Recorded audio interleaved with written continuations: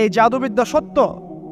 এবং এখনকার অনেক ভণ্ড যে কবিরাজগুলো বের হয়েছে, এরা জিনকে তাবে করে নিয়ে এই জিনদের মধ্য দিয়ে মানুষের মধ্যে জাদু ছড়িয়ে দিয়েছে, এবং এর ফলশ্রুতিতে বহু পরিবার ধ্বংস হয়ে যাচ্ছে। এই জাদুবিদ্যা সত্য। আরও একটা জিনিস সত্য, নবী সাল্লাল্লাহু আলাইহি ওয়াসাল্লাম বলেছেন, ইন্না আইনাল হক, চোখের নজর সত্য। নবী করিম সাল্লাল্লাহু আলাইহি ওয়াসাল্লাম বলেছেন চোখের বদনজর সত্য। এই যে আমরা বলি ফেসবুকে এত বেশি ছবি দিয়েন না ভাই, ছবি তুলেন না, বারবার যে বলি নিষেধ করি, কারণ কি জানেন? একটাই কারণ, বিকজ চোখ লাগাটা সত্য। মানুষের চোখ লাগে, এই কথা শুনলে অনেক মজুমদাররা হাসবে না? কথা বুঝতে পারেন নাই? কিন্তু এটা সত্য, কারণ নবী করিম সাল্লাল্লাহু আলাইহি ওয়াসাল্লাম যা বলেছেন, সাদাকাল্লাহু ওয়া সাদাকা রাসূলুহুল কারীম, নবী যা বলেছেন, আল্লাহ যা বলেছেন, চিরায়ত সত্য। এর বাইরে কোনো সত্য আছে? আচ্ছা দেখেন, আমি বললাম যে জাদুবিদ্যা সত্য। এই জাদুবিদ্যার চর্চা মানুষ করে, এখনও করে, এবং এই জাদু দিয়ে মানুষের ক্ষতি করার জন্য জিনের প্রয়োজন হয়, দুষ্ট জিন। এই জিনগুলোকে মানুষ তাবে করে মানুষের ক্ষতি করার চেষ্টা করে। দেখবেন এখন গ্রামে গঞ্জে শহরে সব জায়গায় ছড়িয়ে পড়েছে না? দেখবেন, খুব সতর্ক থাকবেন। আমি পরে সলিউশন বলছি আপনাদেরকে। আরেকটা বলেছি, নবী সাল্লাল্লাহু আলাইহি ওয়াসাল্লাম বলেছেন চোখের বদনজর এমন সত্য যে একটা উটকে এই রান্নার ডেকচির মধ্যে ঢুকাই ফেলতে পারে। একটা উট খুব সুন্দর, ভালো, আপনি দেখছেন মাশাআল্লাহ বলেন নাই, নজর লেগেছে, উটটা মারা গেছে, দেন তারপর তাকে জবাই করে খেয়ে ফেলতে হয়েছে। একজন সাহাবী গোসল করছিলেন, গোসল, এটা হাদিস সহিহ, এই যে আলেম ওলামা যারা আছেন তারা জানেন যে এই হাদিস সহিহ। একজন সাহাবী গোসল করছেন, তার গায়ের চামড়াটা খুব সুন্দর ছিল, একদম স্কিনটা অনেক সুন্দর, থাকে না এমন কিছু মানুষ? আচ্ছা, এখন আরেকজন সাহাবী এই গোসল দেখছেন দূর থেকে, দেখে বলছেন যে কি চমৎকার তার শরীরের রংটা, যেন কুমারী নারীর মতো, অনেকটা এমন একটা কথা তিনি বলেছিলেন। সাথে সাথে এই সাহাবী অজ্ঞান হয়ে পড়ে গেছে। কোন সাহাবী? যিনি গোসল করছিলেন। এটার আপনি কোনো ব্যাখ্যা দিতে পারবেন না তো, এখানে কোনো সায়েন্স দিয়ে বা মেডিকেল সায়েন্স দিয়ে আপনি কোনো ব্যাখ্যা করতে পারবেন না। একটা ব্যাখ্যা দিতে পারেন, কিন্তু কেন সেটা হলো সেটা আপনি অ্যান্সার খুঁজে পাবেন না। তো নবী সাল্লাল্লাহু আলাইহি ওয়াসাল্লামের কাছে নিয়ে যাওয়া হলো তাকে। তিনি বললেন যে এই ব্যক্তির ব্যাপারে কি কেউ ভালো মন্দ কিছু বলেছিল? তখন একজন সাহাবী বলেন, হ্যাঁ, অমুকে বলেছে এর স্কিনটা অনেক সুন্দর, তোকে ডেকে নিয়ে আসুন। ওকে ডেকে আনা হলো। ডেকে আনার পর নবীজি তাকে অনেক শাসালেন, তোমরা তোমাদের ভাইদেরকে কি মেরে ফেলতে চাও? তখন এই সাহাবী তো অবাক, আমি আবার কখন মারতে চাইলাম ইয়া রাসূলুল্লাহ? আমি তো মারতে চাই নাই, আমি তো খালি বলেছি যে তার গায়ের রংটা অনেক সুন্দর। তখন তিনি বললেন, কেন তুমি সুবহানাল্লাহ বললে না, কেন তুমি মাশাআল্লাহ বললে না? যখন মাশাআল্লাহ বলবেন, সুবহানাল্লাহ বলবেন, নজরটা লাগবে না। আর যখন আপনি মাশাআল্লাহ বলবেন না, সুবহানাল্লাহ বলবেন না, দেখবেন নজর লেগে গেছে। আপনি বিশ্বাস করেন ব্যবসা খুব ভালো চলছে, মানুষ বলল যে বাহ তোর তো ব্যবসা হেভি, লালে লাল শাহজালাল, ঠিক আছে, দেখবেন আপনার কেনা বেচা বন্ধ হয়ে গেছে। এরকম হবে, আমার কথাটা বিশ্বাস করেন। এটা কিন্তু সায়েন্স প্রমাণ করতে পারবেন না, আল্লাহ এবং তার রাসূল বলেছেন, তার উপরে কোনো সত্য নেই। আছে সূরা কাহফ 29 নম্বর আয়াত পড়ে দেখেন, আল্লাহ পাক বলছেন, ওয়াকুলিল হাক্কু মির রাব্বিকুম, সত্য সেটাই যা তোমার রবের পক্ষ থেকে আসে। ফামান শাআ ফালইউমিন, যার ইচ্ছা হয় বিশ্বাস করুক, ওয়ামান শাআ ফালইয়াকফুর, যার ইচ্ছা হয় সে অস্বীকার করুক। এই কারণে আমরা বলি ফেসবুকে এত বেশি ছবি দেওয়া, এই আই ওয়াশ করা, এই যে শো ডাউন করা, হ্যাঁ, ইসলামের কিছু কাজ করলেন একদম মানুষকে না দেখাইতে পারলে ঘুম হচ্ছে না, এগুলো বন্ধ করেন, এগুলো বন্ধ করে দেন আল্লাহর ওয়াস্তে। অফলাইনে কাজ করেন, নিজেকে গোপন করার চেষ্টা করেন। যত বেশি মানুষের কাছে নিজেকে এক্সপোজ করবেন, কাজের বরকত কমে যাবে, চোখ লাগবে, নজর লাগবে। এবং চোখ লাগা বদ নজরে বহু আলেম আস্তে আস্তে মাঠ থেকে মাইনাস হয়ে গেছে না? যায় নাই? এখন কি আলেমদের সংখ্যা বেশি না কম? যত দিন যাবে আলেমের সংখ্যা আরো কমে যাবে। নবীজি বলেছেন আলেমদের সংখ্যা কমতে থাকবে, মানুষ জাহেলদেরকে আলেম বানিয়ে নেবে। তো প্রিয় ভাইরা, জাদুবিদ্যা সত্য, চোখের বদনজর সত্য, রাতের এই অনিষ্টগুলো সত্য, রাতের বেলা অনেক ক্ষতি আছে। এই জন্য নবীজি বলছেন বাচ্চাদেরকে বাইরে বের করো না, এবং তোমরাও রাত যখন গভীর হবে তখন এদিক ওদিক ঘোরাফেরা করো না। দেখবেন রাত যত গভীর হয় আমাদের শহরগুলো তত জীবিত হয়, তাই না? রাত যত গভীর হচ্ছে শহর তত জীবিত হয়। চায়ের দোকানে আড্ডা বেশি, ওই সিনেমা দেখছে, টিভি দেখছে, ক্যারাম খেলছে, লুডো খেলছে, ঘুম নাই। ঘুম কখন? ফজরের আগে। ফজরের নামাজ কিন্তু নাই, ফজরের ঠিক আগে, আবার ওই যে জোহরের নামাজের সঙ্গে উঠতেছে। এখন আমাকে বলেন, এরকম জেনারেশনকে দিয়ে কি আসলে ইসলামের কোনো খেদমত হবে?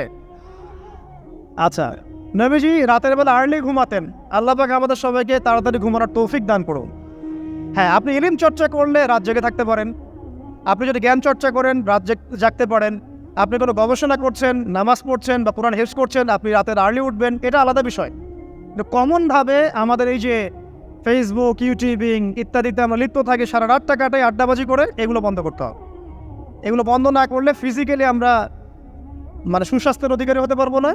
সারা দিনটা আমাদের একটা কি বলবো অলসতার ভাবে যাবে এবং দিনের বেলা কাজগুলো ব্যাহত হবে। এতে করে আমাদের উম্মার এই পুরো বড় যে তরুণ প্রজন্ম আছে এদেরকে আপনি সম্পদে পরিণত করতে পারবেন না।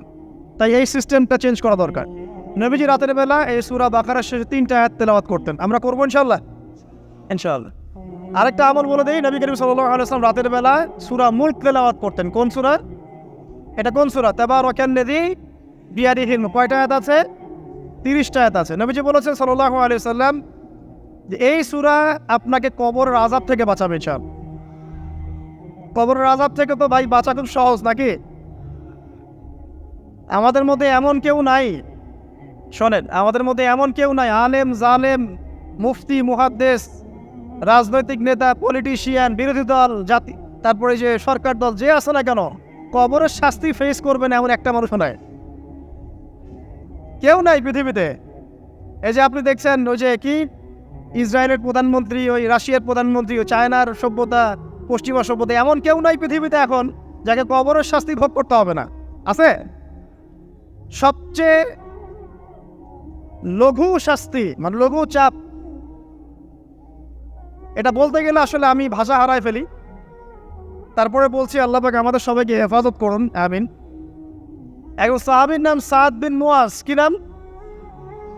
নবী করিম সাল্লাল্লাহু আলাইহি ওয়াসাল্লামের সাথে একদম ডান হাত হয়ে যুদ্ধ করেছেন দীর্ঘদিন। বদর তিনি বীর সেনা, উহুদের বীর সেনা, ঠিক আছে, খন্দকের যুদ্ধেও বীর বিক্রমে যুদ্ধ করেছেন। তিনি আনসার সাহাবী, একদম মদিনার নেতা সাহাবী। সব সাহাবী কিন্তু একরকম নন, কেউ ছিলেন নেতৃস্থানীয় সাহাবী, তিনি ছিলেন একজন নেতৃস্থানীয় সাহাবী, ঠিক আছে, সাদ বিন মুয়াজ। নবী করিম সাল্লাল্লাহু আলাইহি ওয়াসাল্লাম এত ভালোবাসতেন তাকে, এত ভালোবাসতেন যে তাকে নিজের মনে করতেন যে সাদ বিন মুয়াজ আনসাররা আমার নিজের। চারটাখানি কথা। এই সাহাবীর খন্দকের যুদ্ধে এই যে হাতের এই দিকে সম্ভবত হাতের এই রগের মধ্যে একটা তীর এসে লাগে এখানে, এবং তীরটা তিনি বের করতে গিয়ে রক্তটা ছিঁড়ে যায়। এরপর ফিনকি দিয়ে রক্ত বের হওয়া শুরু হয়। চিকিৎসা করে করে রক্ত বন্ধ করা যায় নাই, এবং এই রক্তের প্রবাহিত রক্তেই আল্লাহর ইচ্ছায় তিনি শাহাদাত বরণ করেন, তিনি ইন্তেকাল করেন। নবী করিম সাল্লাল্লাহু আলাইহি ওয়াসাল্লাম প্রচণ্ড ব্যথিত হন, মানে মনটা তার খুব নরম হয়ে যায় সাদ বিন মুয়াজ রাদিয়াল্লাহু আনহুর জন্য। তো এই সাহাবীর যখন জানাজার নামাজ পড়ানো হচ্ছে, নবীজি বলছেন 70,000 ফেরেশতা তার নামাজে অংশ নিয়েছে। আর এই সাহাবীকে যখন কবরে শোয়ানো হয়েছে, নবী করিম সাল্লাল্লাহু আলাইহি ওয়াসাল্লাম পরে জানিয়েছেন কবরের যে মৃদু চাপ, সাদ বিন মুয়াজ রাদিয়াল্লাহু আনহুর কবরেও সেই মৃদু চাপ দেওয়া হয়েছে। আমি কি বুঝাতে পারলাম ভাই? আমাদের কোনো দাম আছে এখনকার পলিটিশিয়ানদের কোনো দাম আছে? এখনকার সমাজ নেতার কোনো দাম আছে? এখনকার সুদখোরদের কোনো দাম আছে? এই ঘুষখোর দুর্নীতিবাজদের কোনো দাম আছে? আমরা যারা কাঠমোল্লা হয়ে আছি আমাদের কোনো দাম আছে? সাদ বিন মুয়াজ রাদিয়াল্লাহু আনহু যদি কবরের শাস্তি তাকে না ছাড়ে, প্রশ্নোত্তর পর্ব তাকে না ছাড়ে, আমরা পার পাবো? নবী করিম সাল্লাল্লাহু আলাইহি ওয়াসাল্লাম বলছেন সূরা মুলক তেলাওয়াত করো রাতের বেলা, ইনশাআল্লাহ সূরা মুলকের তেলাওয়াত কবরের আযাব থেকে তোমাকে বাঁচান। আর আমাদের তো ভাই কবরে সবাই সাথে যাবে না, গার্লফ্রেন্ড যাবে না, বাপ মা ভাই বোন সবাই যাবে না। একজন ব্যক্তি সুদ খাচ্ছে, জিজ্ঞাসা করে দেখেন কেন খায়, বলবে তার সন্তানের জন্য খায়, তার বউয়ের জন্য খায়, তার বাবাকে দেখতে হবে তাই খায়, তাই না?